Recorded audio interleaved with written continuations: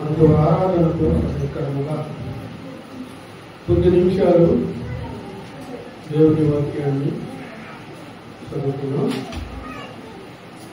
కీర్తన గ్రంథము 98వ కీర్తన.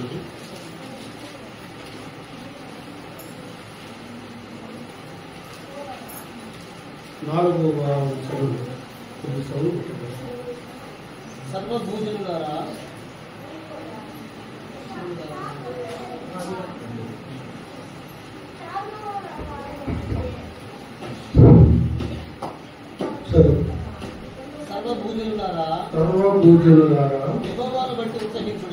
యెహోవాను బట్టి ఉత్సహించుడి, ఆర్భాటముతో సంతోషగానము చేయుడి, కీర్తనలు పాడుడి,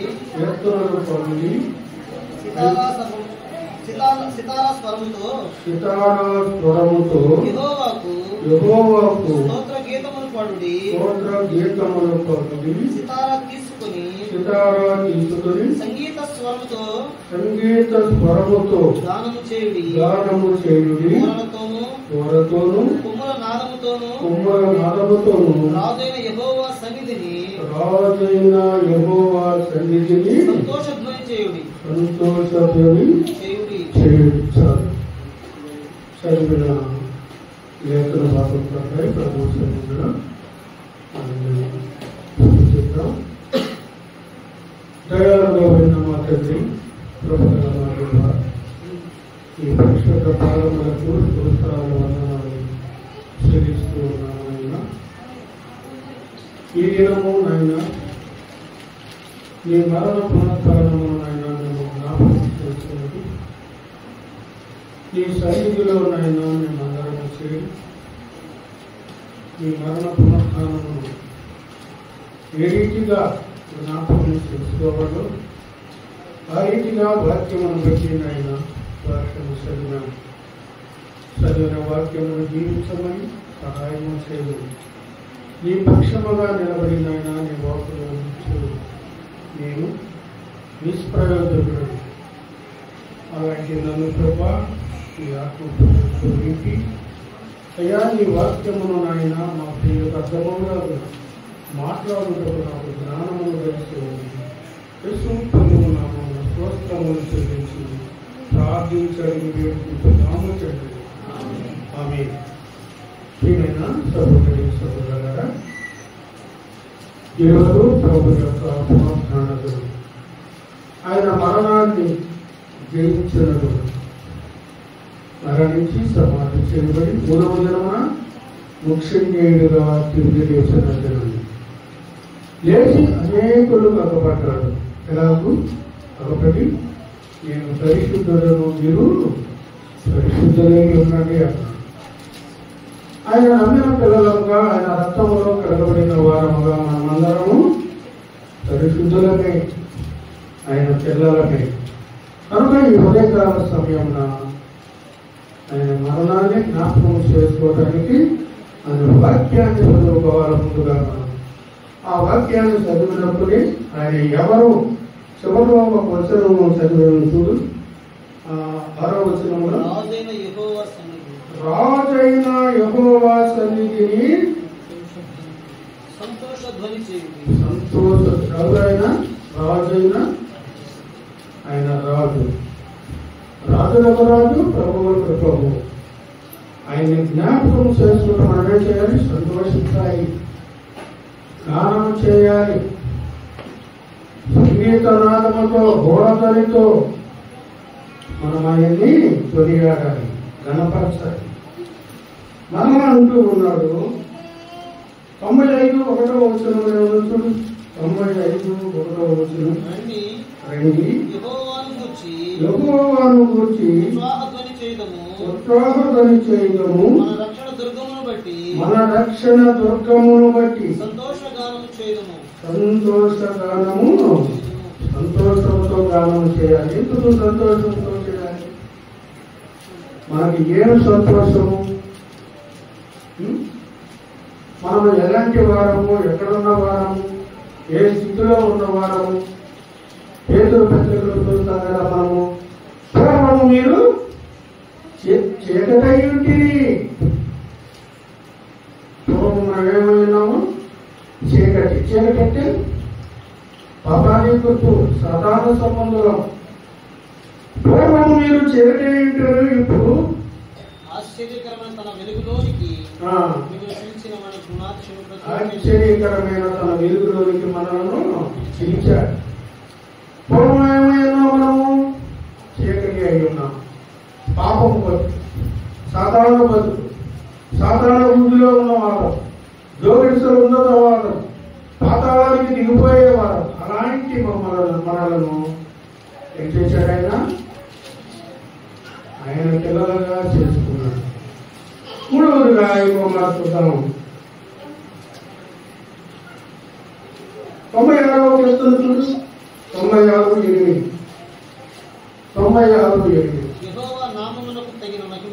యెహోవా నామమునకు తగిన మహిమను ఆయనకు చెల్లించుడి. నైవేద్యము తీసుకొని ఆయన ఆవరణంలోనికి రండి. పరిశుద్ధ అలంకారములు ధరించుకొని యెహోవాకు నమస్కారము చేయండి. పరిశుద్ధ అలంకారములు. ఏం అలంకారములు? మొదటగా ఏమన్నాడు ఆయన? 8వ వచనంలో ఏమన్నాడు? నైవేద్యములు తీసుకొని ఆయన ఆవరణంలోనికి రండి. నైవేద్యాలంటే పూర్వ దినాలలో రాళ్లకు రప్పలకు నైవేద్యాలు పెట్టేవారు. ఆ నైవేద్యాలు కాదు. నైవేద్యం అంటే ఏది? ప్రభు మనకేమిచ్చాడు? ఆయన మనకేమిచ్చాడు? మీరు పరిశుద్ధులు, నేను పరిశుద్ధులు, మీరు పరిశుద్ధులై ఉండండి అన్నాడు కదా. ఆ పరిశుద్ధ హృదయములతోటి ఆయన సన్నిధికి రావాలా మనము. అదే పరిశుద్ధ అలంకారం. ఆ దేవాది దేవుడిని, ఆ రాజులకు రాజును మన హృదయంలో నింపుకొని ఆయన సన్నిధిలోనికి మనం వచ్చినప్పుడే అదే పరిశుద్ధ అలంకారం. అలంకారాలకే కొమ్ములు అయ్యి కాదు. పరిశుద్ధ అలంకారం అంటే మన హృదయంలో ఆ ప్రభువుని ఉంచుకొని ఆయన సన్నిధికి రావాలి. ఆ పరిశుద్ధ హృదయంతో ఆయన తలపోసుకోవాలి. ఆయన మరణాన్ని జ్ఞాపకం చేసుకోవాలి. అదే పరిశుద్ధ అలంకారం. మరేమన్నాడు? ఏమంటున్నాడు? మళ్ళా 9వ వచనంలో పరిశుద్ధ అలంకారములు ధరించుకొని యెహోవాకు నమస్కారము చేయండి. ఆ అలంకారాలతోటి మనం రావాలి. ఈ వారం రోజులు మనం ఏం చూసామో, ఏమి మాట్లాడామో ఆ అన్నిటినీ వదిలివేసి మనం అక్కడ రాసింది, నేను నా హృదయపూర్వకంగా యెహోవాను స్తుతించాలని దావీదు మహారాజు పలుకుతున్నాడు. మన హృదయపూర్వకముగా ఆయన ఏం చేయాలి? స్తుతించాలి. ఎందుకు స్తుతించాలి? ఆయన ఏమై ఉన్నాడు, ఆయన ఎలాంటి వాడు ఒకసారి మనం జ్ఞాపకం చేసుకున్నాం. ఏప్రిల్లోకి రాసిన పత్రిక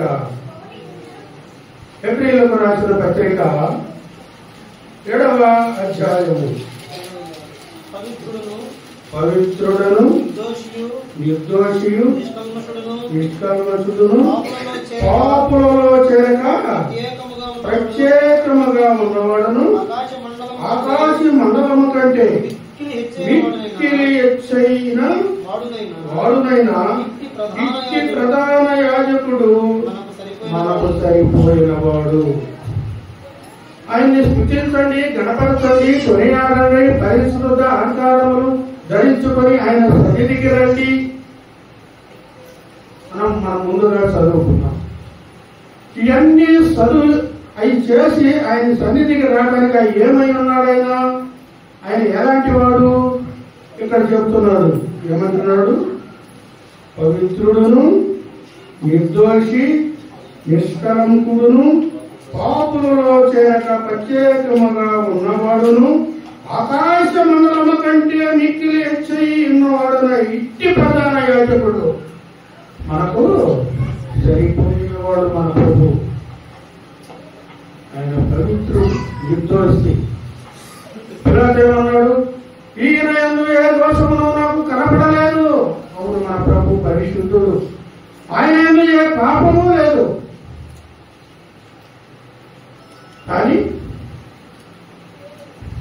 ఆయనను సిలువ వేశారు. ఎందుకు వేశారు? సిలువ వేయడి, సిలువ వేయడి, సిలువ వేయడని కేంద్రం వేసింది ఎవరు? యూదులే, దయాదులే, రక్త సంబంధులే, ఆ ఇంటి పార్టీ వాళ్ళే, ఆయన బంధువులే. సిలువ వేయడి, సిలువ వేయడి కేకలు వేశారు. ఆయన యందు నాకు ఏ పాపము కనపడలేదని రాజు చెబుతూ ఉన్నా కానీ ఆయన్ని సిలువ వేయాలని ఏక కంఠముతో వారు కేకలు వేశారు. అందున బట్టే ఒకరు మాట్లాడితే అతని న్యాయమైన, ఒకరు మాట్లాడితే అది చెల్లదు. ఇంతమందిలో ఒకరు నేను ఏ పాపము చేయలేదు, ఏ నేరము చేయలేదని ఒక వ్యక్తి లేచి చెబుతుంటే తగిమవాడంతా ఇతను పాపము చేశాడు అని కేకలు వేస్తుంటే ఆ మధ్యలో నిలబడ్డా పెద్ద ఏం చేస్తాడు ఆలోచన చేద్దాం.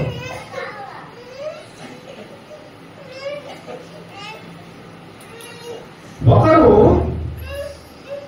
నడి మధ్య నిలబడి ఆయన మీద నిందారోపణ చేసినప్పుడు నేను ఏ పాపము ఎరగను అని చెబుతూ ఉంటే ఆ నడి మధ్య నిలబడ్డ రాజు ఏమయ్యా ఈ యందు ఏ దోషము లేదంటే తగుమా ఉన్నవారందరూ కేకలు వేస్తున్నారు. ఏమైందప్పుడు 10 మందికి ఒక పక్క ఉన్నప్పుడు, ఒకరు ఒక పక్క ఉన్నప్పుడు న్యాయం ఎటువైపు పోతే 10 మంది పక్కే పోతే. అలాగే జరిగింది ఆనాడు యేసు ప్రభువుని సిలువ వేయటకు కారణము. రెండవది ఏమన్నాడు? బందిపోటైన బరబ్బా ఉన్నాడు, నేను యేసుని విడుదల చేస్తున్నా, బరబ్బాను విడుదల చేస్తున్నా అని యూదులను అడిగినప్పుడు మన ప్రభు ఏమైనా హత్యలు చేశాడా, దోపిడీలు చేశాడా? ఏం చేయలేదు కదా. మరి వారు ఎవరిని కోరుకున్నారు? బరబ్బానే కోరుకున్నారు. బరబ్బానే కోరుకున్నారు. ఆయన్ని సిలువ వేయి, మాకు బరబ్బాను వదిలిపెట్టు. ఆనాడు యూదులు ఏకకంఠముతో సిలువ వేయండి, సిలువ వేయండి కేకలు వేశారు. ఒకసారి అపోస్తల కార్యాలు చూద్దాము. అపోస్తల కార్యములు 6వ అధ్యాయము చూడయా, 6వ అధ్యాయము అపోస్తల కార్యములు 6వ అధ్యాయము 28వ వచనం చూడు.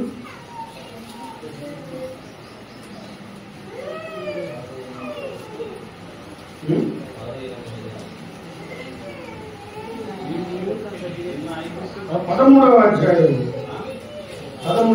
క్షమించండి.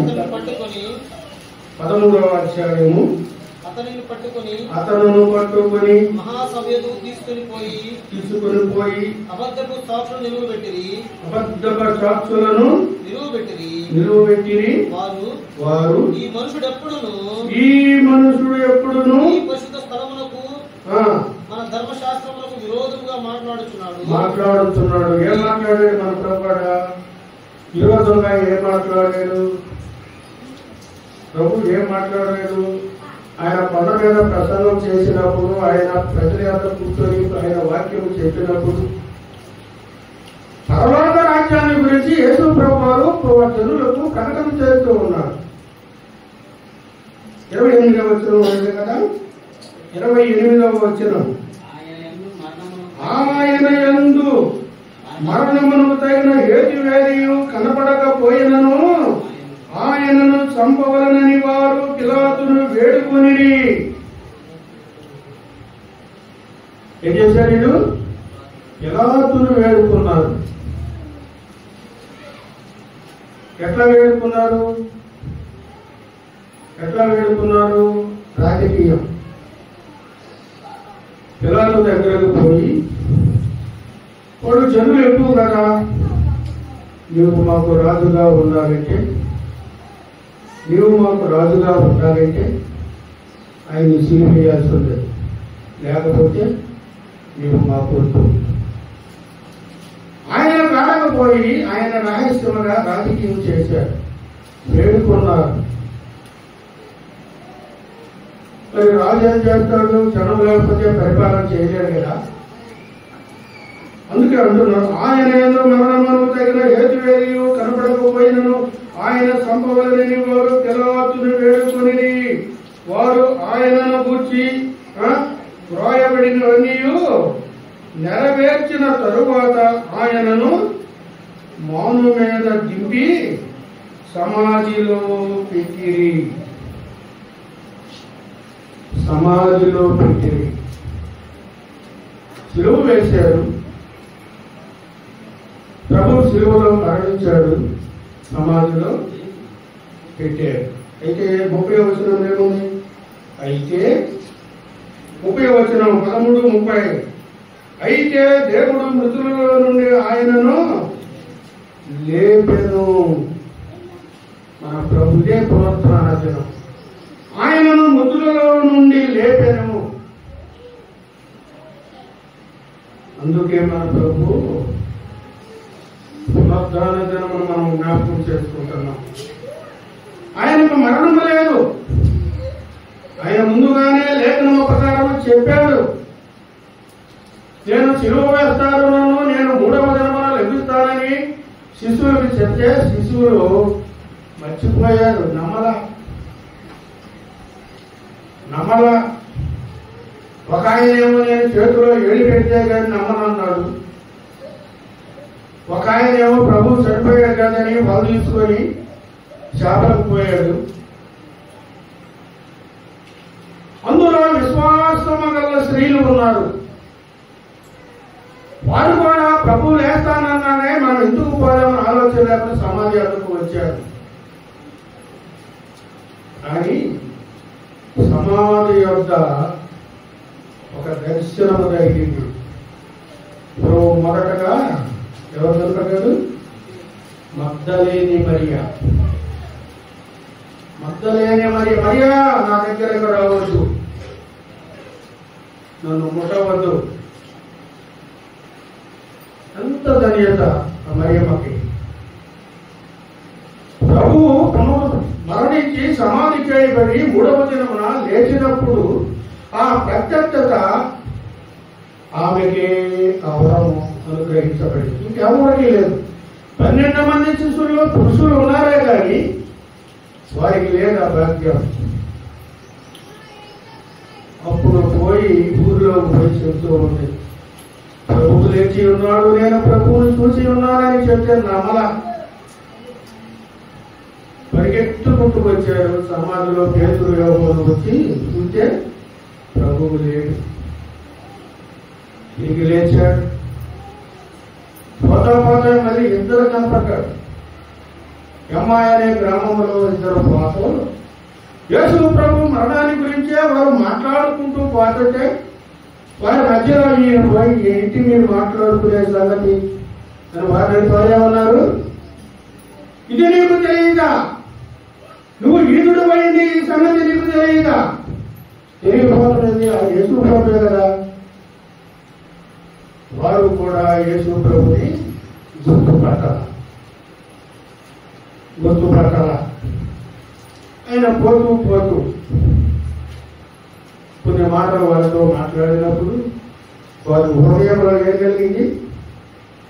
వారి హృదయంలో మంట కలిగినది. మనం ఆయనతో మాట్లాడినప్పుడు మన హృదయంలో మంట పుట్టలేదా అనే వాక్యం మనం చదువుతాం. మనం ప్రభు సన్నిధికి వచ్చినప్పుడు ఆ మంట కూడా మనలో ఉండాలి. ఆ వాక్యం ద్వారా మనం ఎన్నప్పుడు ఆ మంట మన హృదయంలో మండాలి. ఆ వాక్యం మనలో ఉండి ఆ మంట మండినప్పుడే మన హృదయంలో పరిశుద్ధ అలంకారంలో ధరించుకున్న వారిని అవుతాం. ప్రభువు ధరించుకోకుండా ఆ అలంకారంతో మనం వస్తే మనము ప్రభు పిల్లలము కాదు. చివరగా ఒక మాట చూసుకొని ముగించుకున్నాం. యోహాను రాసిన సువార్త 6వ అధ్యాయం 56వ వచనం చదువు. నా శరీరము తిని నా రక్తము త్రాగువాడు నా యందును నేను వాని యందును నిలిచియుందుము. జీవము గల తండ్రి నన్ను పంపాను కనుక నేను తండ్రి మూలముగా జీవించినట్లే నన్ను తినివాడును నా మూలముగా జీవించును. ఇదే పరలోకము నుండి దిగి వచ్చిన ఆహారము అన్నాడు. ప్రభు చెప్పాడు. ప్రభు శిలువ వేయబడక మునుపు శిష్యులతో ఈ మాట చెప్తుంటే అందరూ అభ్యంతరపడ్డారు. ఏమైనా అభ్యంతరపడ్డారు? 52వ వచనం పైన యూదులు ఈయన తన శరీరమును ఎలాగా తెలియగలడని ఒకరితో ఒకడు వాదించి, ఈయనేంటి నా శరీరం జరమంటున్నాడు, నా రక్తం తాగమంటున్నాడు అని యూదులలో ఒకరు వాదించుకుంటూ వెనక్కి వెళ్ళిపోయారు. కొంతమంది వెళ్ళిపోయారు. వెళ్ళపలాగా చాలా మంది వెళ్ళిపోయారు. ఈయనేది రక్తం తినమంటు శరీరం తినమన్నాడు, రక్తం తాగమన్నాడు, ఎక్కడ చెప్తాడు? ఈ మాట ఏదో నమ్మదగాడి కాదని అనేకులు వెనకకు తిరిగి వెళ్ళిపోయారు. కానీ ప్రభువు చెప్తున్నాడు. ఏమని చెప్తున్నాడు? నా శరీరము తిని నా రక్తము త్రాగువాడు నా యందున నేను వాని యందును నిలిచియుందుము. జీవము గల తండ్రి నన్ను పంపిన కనుక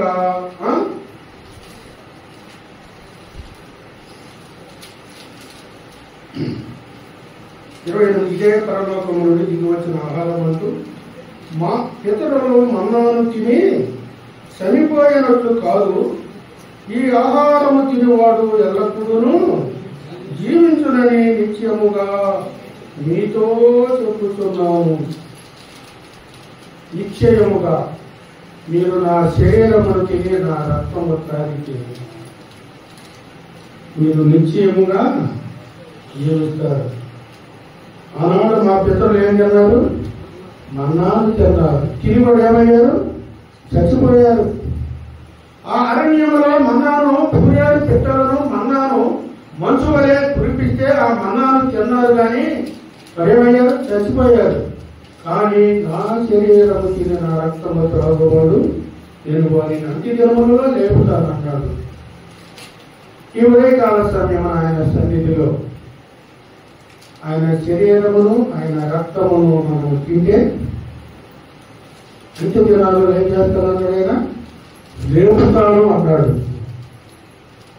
ఈ నిరీక్షణ మనకుందా? లేదా వీధులు కొంతమంది ఈయనట్లా తిననిస్తాడు, ఈయనట్లా తాగనిస్తాడు రక్తం అని పెరిగి తిరిగిపోయారు. ఆ భావాలు మనలో వద్దు, ఆ ఆలోచన మనలో వద్దు. ఒకనొక దినమున మేఘారుడై ప్రభు వస్తాడు, ఆకాశ మండలంలో పూర్వధ్వనితో వస్తాడు. ఆయన మనం ఏం చేస్తాడు? వెళ్ళిపోతాడు, రెప్పపాటులో తీసుకొని పోతాడు. ముందు మనం ఏం చేయాలి? ఆయన శరీరాన్ని ఆయన రక్తాన్ని మనం సేవించాలి. ఎలా? పరిశుద్ధ అలంకారములతో ఆయన సన్నిధికి వచ్చి ఆయన్ను ముందుగా స్తుతించి కొనియాడి పాటలు పాడి ఆయన్ని గణపరించి ఆయన వాక్యాన్ని మనము విని చివరగా ఆయన పాత్రలో మనము చేయవేస్తే ఏ రాజ్యమది? ఆకలి దప్పులు లేని రాజ్యము. ఆ రాజ్యంలో మనం ఉండాలంటే ఆ ప్రభువుని మన హృదయంలో తలపోసుకుంటూ, ప్రభువా మా పాపాల నిమిత్తము మా అపరాధముల నిమిత్తము అదుగో కల్వరి శిలువలో అయ్యా మిట్ట మధ్యాహ్నమైనా 3 చీలల బట్టి వేలాడబడ్డావు, మా నిమిత్తమే కదా. ఇదిగో ప్రభా ఈ ఉదయకాల సమయమున ప్రభా మీరు మాకు అప్పగించిన దానిని మేము ఉదయకాలము చేస్తూ ఉండాలా. మీరు మహిమ పొందండి ప్రభుని. ఆ ప్రభుని స్థుతిస్తూ ఆయన పాత్రలో మనమందరము పాలు పొందులు కాక. దేవుడు ఈ వాక్యం మన నిమిత్తం దీవించుగాక.